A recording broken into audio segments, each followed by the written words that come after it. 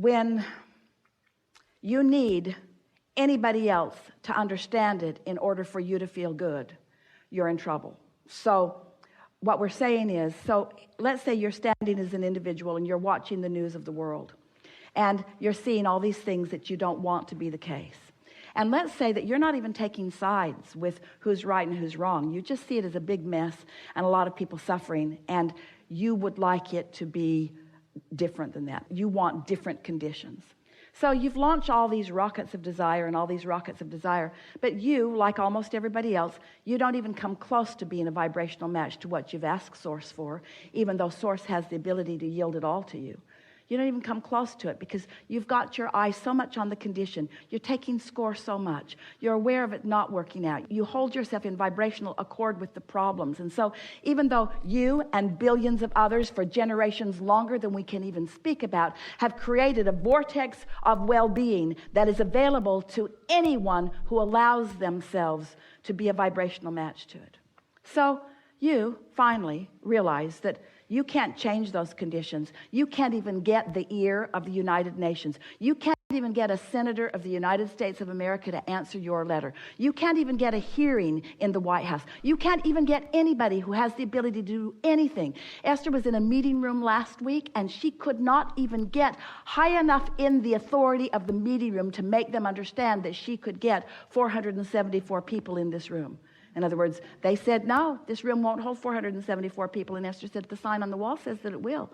And they said, yeah, but it won't. And Esther said, but the sign on the wall said that it will. And they said, yeah, but your stage is too big and you're taking up too much room. And so the solution was they opened the air wall and they moved everything back 10 feet. And then they had enough room for everything. But Esther knew that they were completely unreasonable. But she could not find a person under those conditions with enough authority to be reasonable. You can't find enough people with enough authority to be reasonable. You have to give it up. If your happiness depends upon somebody else being reasonable, you're in big trouble. But you as an individual, we've been saying this for a long time, you have the ability to find happiness in the midst of all of that discord.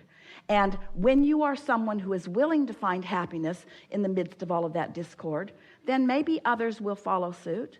Maybe they won't, but you've done the only thing that you can do. You've found happiness in the midst of all of that discord, you see. I get it. You revere masters who talk about these things, but they seem like just singular individuals who struggle against a mass consciousness that doesn't get it. And we want you to understand that mass consciousness that doesn't get it is creating something that eventually will. For example, in every moment, old ornery ones are croaking and new allowing ones are being born. So the ratio of allowing is improving and improving and improving. And while there will always be things about your existing what is that you would like to be different, what is becoming is always an improvement. The evolution of all species says that it must be. So if you can just not be impatient, and you can find your happiness now because you can, and you cannot feel guilty. You see, this is the conversation that we had before is really about what we're talking about here.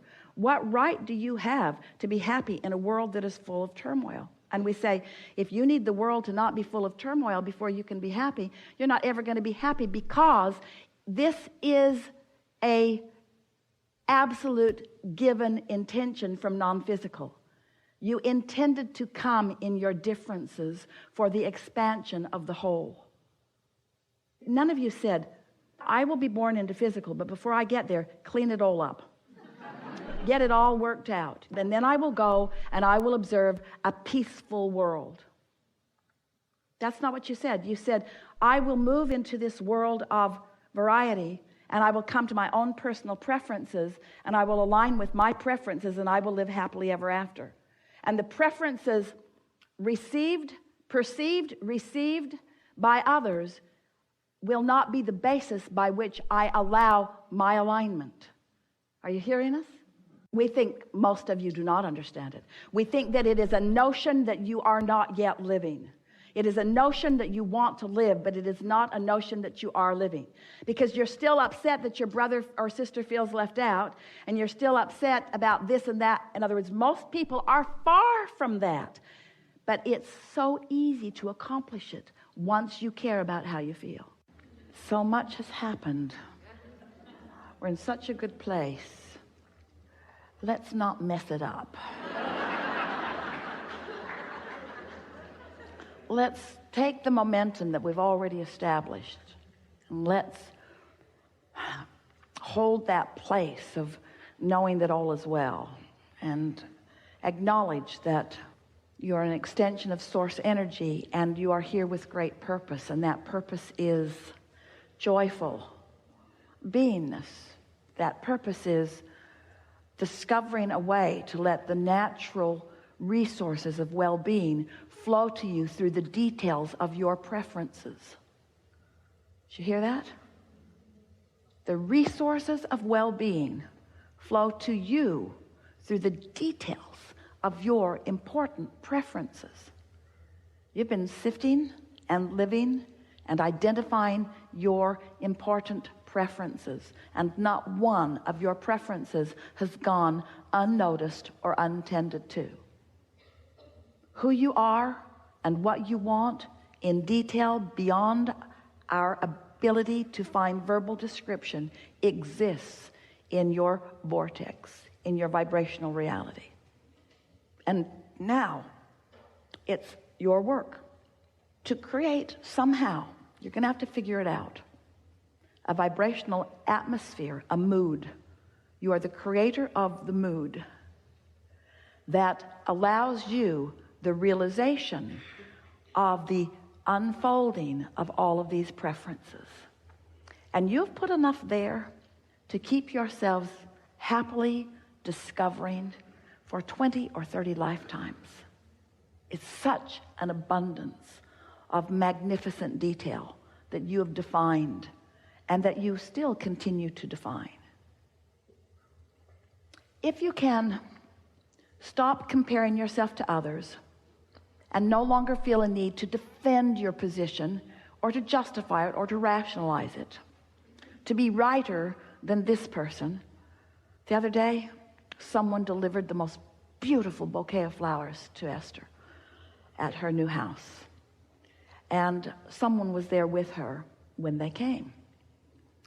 And the flowers were so big and so heavy, it was hard to get them to the place she wanted them to be, but she managed it, and oh, they're so pretty. And then she clinked on the vase, and she said to this person, "Yeah, that's a glass vase." And the person said, "No, it isn't, it's plastic." So Esther took her ring, clinked it. "No, that's glass. It's glass." "No, it's not, it's plastic."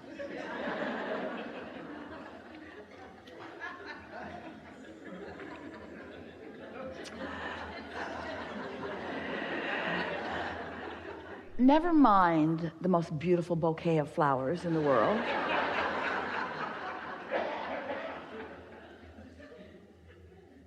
This vase is glass.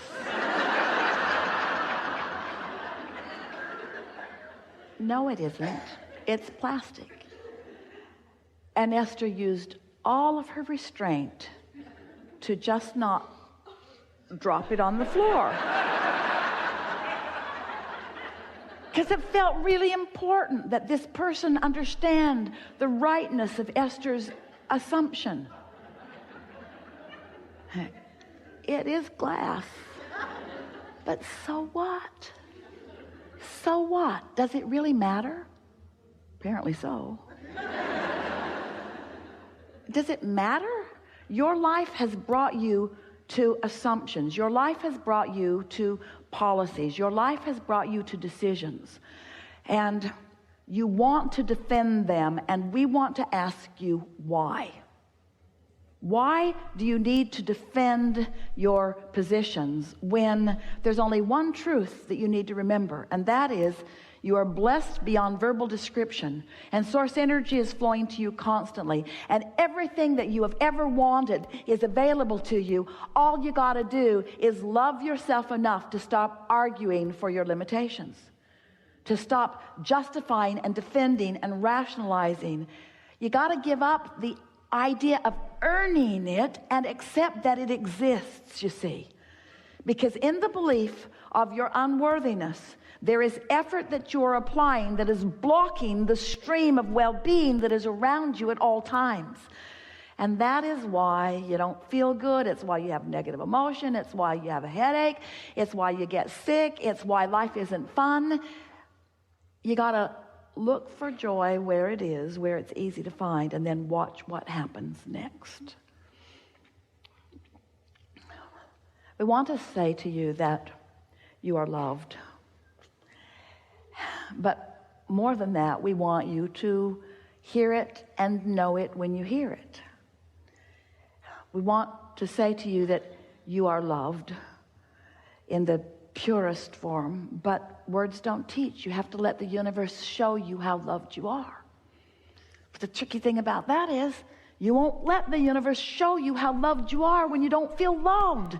So you're in this sort of cycle of not feeling loved, but needing something to give you the reason to feel loved before you feel loved, but you can't get there from there. So just go find some way to feel love, will you? Just go somewhere. Just go somewhere and look for the evidence of it, because it's all around you. Like, for example, you could notice that the sun came up this morning.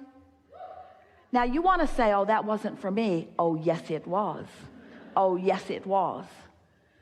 The earth is spinning in its orbit. Oh, that's not for me. There are so many others. I don't feel loved unless I'm separated out and I'm the only one who is loved. Then I will feel love.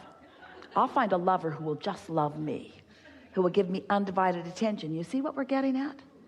You have to accept the oneness of all and feel the love that is offered and take your share of it, because it's offered to you.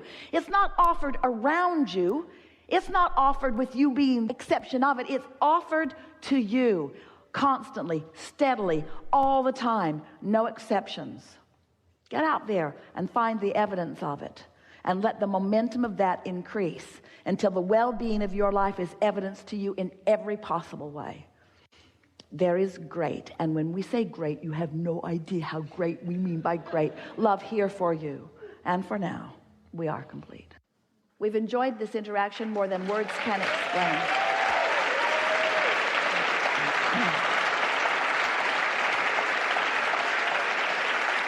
You are the creator of your reality, but more important, you're the creator of your perception of reality. But more important, you're a creator of the mood. You are the creator of how you feel right now. You are the creator of your vibration. You are the creator of your ability to perceive. You are the creator of your perception of reality. When you accept that every one of you who perceive is perceiving reality differently, then you will understand that you can create the reality that you want to create by creating the perception of the reality that you want to create. All you have to do is see it and believe it, and it must be. Everything in the universe will conform to your perception of reality. But you've got to trust that you have the ability to do that, and you've got to feel worthy enough to give it a go. You have the universal forces at your back, and everyone who knows you and loves you, and everyone who knows you loves you, is focused with you, reveling in the expansion that you are enjoying. There is great love here for you. And as always, we remain in your vortex.